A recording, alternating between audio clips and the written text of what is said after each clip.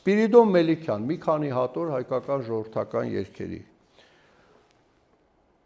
Միհրան Թումաճյան, Կոմիտասի աշակերտը 4 հատոր հայկական ժողովրդական երգերի գրեթե բոլոր շրջանների։ Բութանյա, Ալաշկերտ, Բասեն, Սասուն, Մուշ, Վան, Վասպուրական, ինչ եք ուզում, Ակն, Միհրան Թումաճյան, 4 հատոր։ Գարեգին Գարդաշյան, լսել եք տենց անուն, Սամվելյան, լսել եք, Հակոբ Հարությունյան, Մանյակ ժողովածու, Արշակ Բրուտյան, հայկական ժողովրդական երգեր,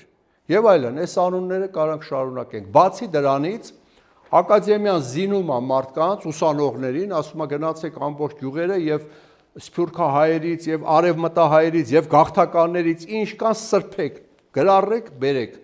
Այսպիսով ակադեմիայում հավաքվում է 20,000 երաժշտական նմուշ։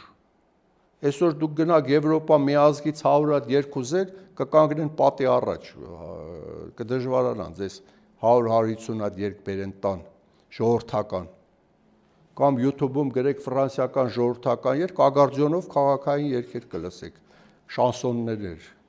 Ուր է այդ օրորոցայինը երգել են, չէ՞, չեք գրառել, այդ հարսանիքում, որ հարսի շորերը ակցնում երգում էին, չեք գրառել,